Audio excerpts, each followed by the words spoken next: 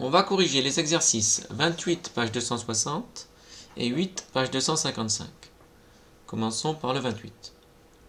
On fait tourner un rectangle de 3 cm de largeur et de 5 cm de longueur autour d'une de ces longueurs. Représentez le solide obtenu en perspective cavalière de deux manières. Petit a, le solide est posé sur l'une de ses bases. Petit b, une base du solide est face à l'observateur. Alors déjà, on va essayer de voir quel solide on obtient. Ici, quand on fait tourner un rectangle, donc de 3 cm de largeur et de 5 cm de longueur autour d'une de ces longueurs. Donc on peut dessiner ce rectangle. Donc a priori, on a envie de faire un dessin comme ça. Donc 5 cm de longueur et 3 cm de largeur.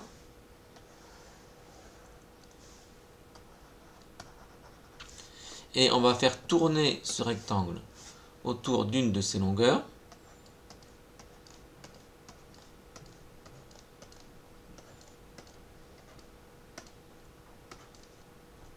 Donc ici, j'ai représenté l'axe. On représente parfois comme ça. Et donc, qu'est-ce qui va se passer? Eh bien, donc, on va générer, en faisant tourner un rectangle autour d'un de ses côtés, on sait qu'on génère un cylindre. Donc là, on va générer un cylindre. Donc, un cylindre de révolution, qui plus est. Donc, on va ici générer ce cylindre de révolution. Qu'est-ce qui va se passer? Donc, ce point-là, il va tourner autour de l'axe. Donc, en perspective, on va...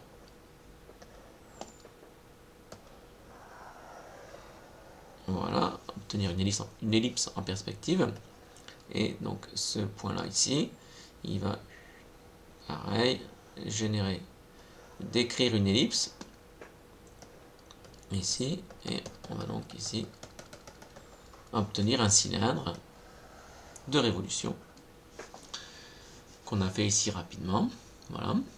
Donc ce cylindre de révolution qu'on peut maintenant imaginer, c'est un cylindre dont la hauteur c'est 5 cm, ça correspond à la hauteur du cylindre, et dont le rayon de base est 3 cm. 3 cm se retrouve comme rayon de chacune des deux bases ici.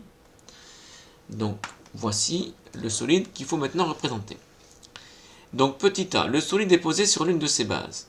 Donc autrement dit, là c'est pas ce qu'on a fait ici. Il faudra le renverser et le positionner en imaginant qu'on le pose sur une de ses bases. Donc on va obtenir quelque chose de ce genre-là, hein, qui est donc la représentation un peu habituelle du cylindre. On va obtenir quelque chose dans ce genre-là.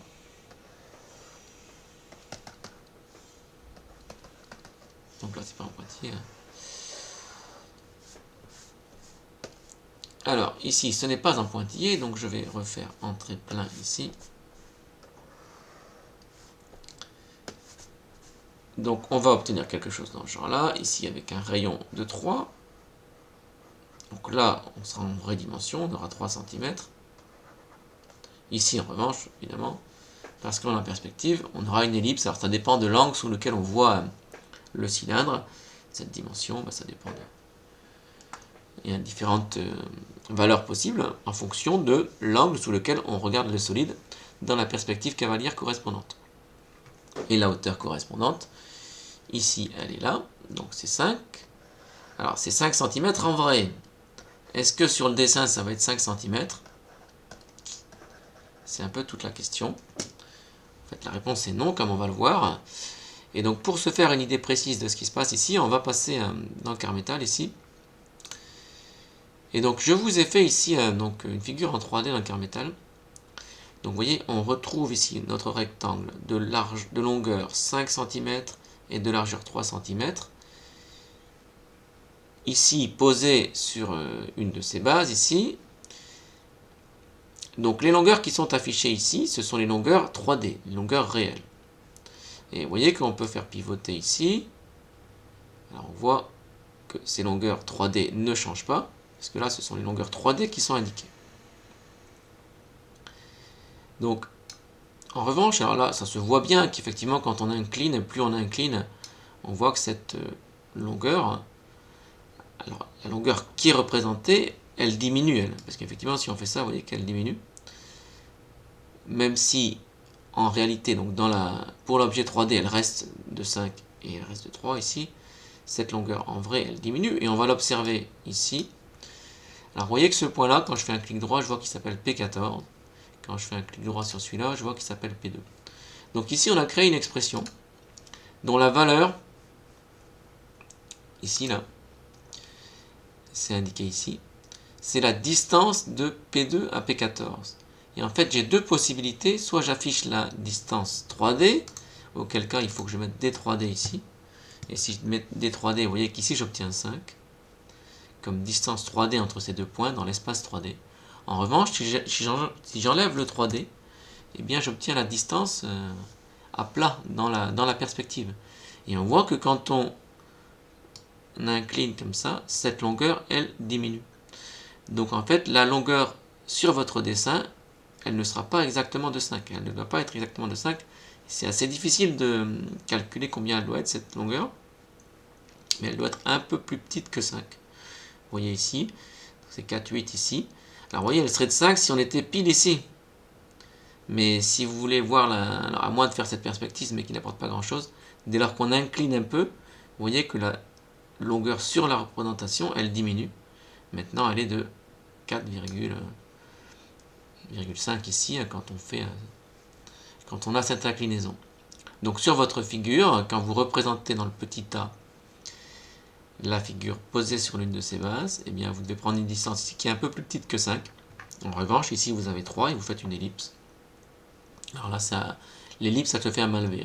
Donc là, il faudrait le faire en pointillé, ce que je n'ai pas fait. Donc on va peut-être le faire dans, ici, donc pour le petit a.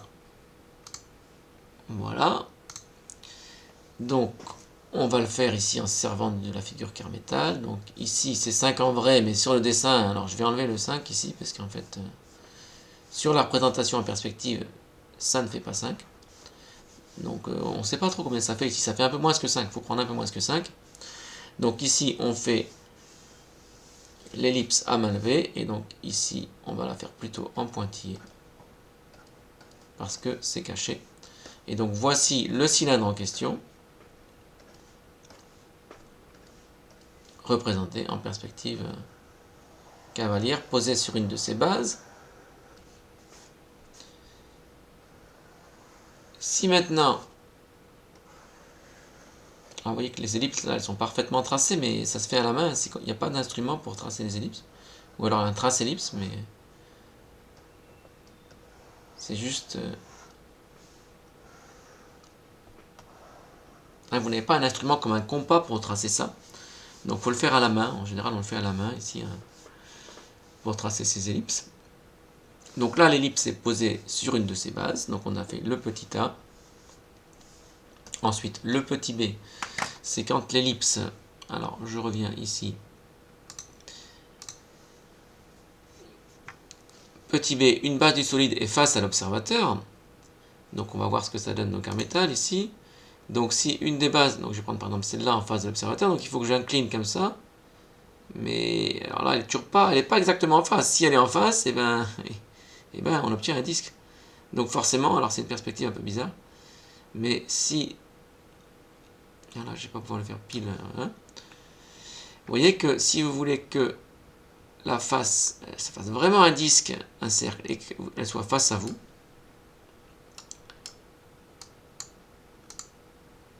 eh bien, moi je vais pas y arriver ici, il faut que ce soit un cercle. Et donc en fait, les deux bases vont se superposer dans la représentation en perspective. Autrement dit, pour le B, et bien pour le B, il faut faire juste un disque ici. Si on est rigoureux, alors ici, on avait le A, et bien le B, ça va être de faire un disque. Sinon, c'est pas, on n'a pas la base vue de face. Donc pour le B, ben, il faut faire un cercle. Alors, je ne vais pas le faire ici. Je le fais à la main. Vous me pardonnez ici la figure main faite. Vous faites un cercle de rayon 3. Et voilà. Et l'autre, il est derrière, donc il est caché. Donc en fait, assez bizarrement, si on veut faire une représentation en perspective avec la face, la base vue de face, eh bien vous devez faire ça. Ou alors c'est que l'énoncé est mal formulé. Hein, si on veut partiellement de face, on aurait une figure dans ce genre-là. Vous voyez, voilà, à peu près comme ça, quoi. Ou comme ça, à peu près de face. Mais bon, si c'est vraiment de face, eh bien vous avez les deux disques qui se superposent. Voilà. Ici. Donc, je reviens sur mon fichier. Voilà. Et donc, voilà. Donc vous faites un cercle de rayon 3. Et donc voilà le cylindre vu avec une de ses bases vue de face. Alors passons à l'exercice suivant. Donc, petit exercice 8. Tracez un patron d'un cylindre de rayon 4,8 cm et de hauteur 6,7 cm. Donc ça, c'est l'exercice classique. Donc, on sait que le patron, il aura cette forme ici. Donc, vous aurez la partie latérale ici. Et des deux côtés, on va avoir les deux disques qui vont être tangents. Voilà. Donc, les disques, ils ont un rayon de 4,8. Donc là, vous prenez deux disques identiques qui vont faire 4,8. Et donc, la question, donc la hauteur ici, c'est 6,7 cm. Bon, allez, je vais faire peut-être une figure un peu plus soignée, parce que là, c'est vraiment très mal fait. Donc, recommençons. On va essayer de s'appliquer un petit peu plus avant de faire la figure en vrai avec le logiciel. Donc, on doit avoir ici une surface latérale, ici, qui va être comme ça. Et des deux côtés, les deux disques, donc qui vont être tangents à cette surface latérale. Alors, ils ne sont pas forcément juste en face l'un de l'autre, mais ils doivent être tous les deux tangents et avoir le même rayon. Donc ce rayon, ça va être 4,8 cm, ici, qui va se retrouver sur les deux disques. La hauteur ici, donc ça va être 6,7, donc c'est ça qu'il va falloir faire. 6,7 cm. Et donc la question, évidemment, que l'on se pose bien souvent, c'est quelle longueur on prend ici. Et on l'a vu déjà maintenant plusieurs fois. Donc cette longueur, il faut prendre qu'elle va coïncider avec la longueur de ce cercle ici. Donc ce sera égal à 2 fois pi fois 4,8. On fait ça à la calculette et on va obtenir une valeur approchée. Donc allons-y. Donc 2 fois pi, alors je tape pi sur la calculette, fois 4,8. Alors, et je vais prendre une valeur approchée, donc ça fait à peu près 30,16. Déjà, c'est très précis, ça, 30,16 cm. Mais c'est énorme, ça.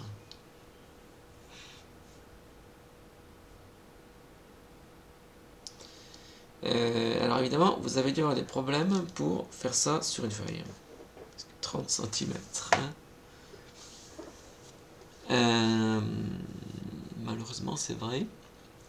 Donc, il y a un petit problème, parce qu'effectivement, faire un patron de ça, ça va être trop grand, à moins d'avoir une feuille énorme. Là, ça fait à peu près 30 cm et 2 mm. Si j'arrondis au millimètre, ça fait 30,2 cm. Donc, c'est un petit peu gênant.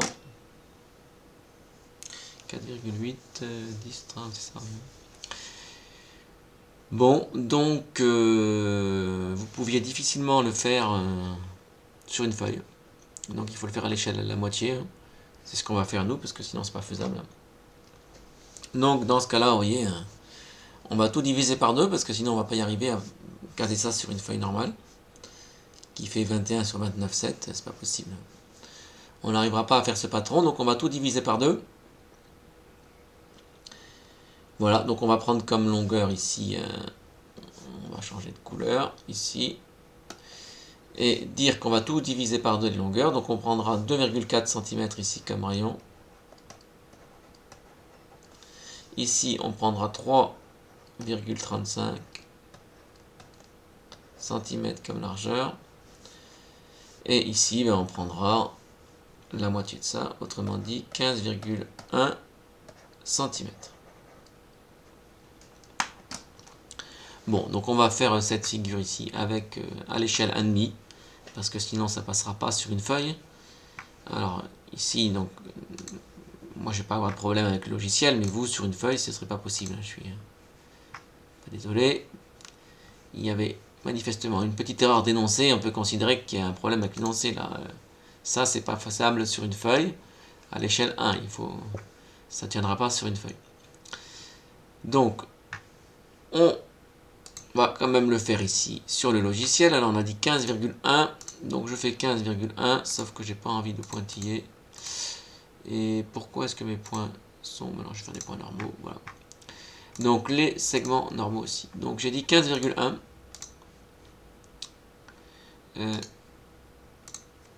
15.1 pour... Là, vous voyez qu'on n'a pas de problème, parce qu'on peut zoomer, dézoomer, mais bon, j'ai quand même fait à l'échelle admis ici, même avec le logiciel. Donc, on prend maintenant les perpendiculaires. Et donc, on va chercher, on avait dit 15,1, c'était 3,35, ici. 3,35.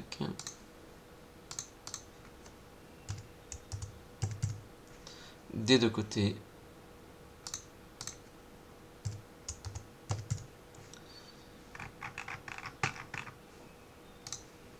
On va chercher les points correspondants. Ici, on peut masquer les cercles, les perpendiculaires, et donc faire ici. Donc ça, c'est la surface latérale. Elle a cette allure, elle est très allongée comme ça. Et on voit que c'est cette longueur qui est très grande là qui va poser problème. Donc ensuite, il faut faire les deux disques au-dessus. Donc les deux disques au-dessus, on a dit qu'ils avaient pour rayon, quand on divisait par 2, 2,4 cm. Donc 2,4 cm. Alors par exemple, on va les prendre, je vais positionner celui-là là, et celui-là là. Donc il faut d'abord que je fasse la perpendiculaire. Et que j'aille chercher donc, un rayon de 2,4 ici. 2,4. Donc c'est ce point qui va être le centre du cercle. Et pareil ici. 2,4. On va donc prendre ce point ici. Je peux donc masquer ensuite ce cercle et cette perpendiculaire qui ne me servent à rien. Et donc faire le cercle correspondant. Voilà. Qui a donc pour rayon 2,4, la moitié de ce qui était. Et on obtient donc ici ça que je voulais faire, un patron du cylindre correspondant. Donc si on fait afficher les longueurs ici, on peut les faire afficher. Donc ici, on avec à l'échelle admis. Donc ça ici, on a dit qu'on avait pris 15,1. Et voilà. Et ça, quand on va faire afficher, c'est la hauteur 3,35. Qui elle posait moins de problème. On voit que... Enfin si, ça pose quand même problème, parce que c'est quand même assez... Bon bref, donc voici ici à l'échelle 1,5 le patron du cylindre demandé. Mais c'était compliqué pour vous, donc si vous avez eu des difficultés, c'est un petit peu normal. Voilà une solution pour s'en sortir. On fait l'échelle, on fait la figure à l'échelle 1,5.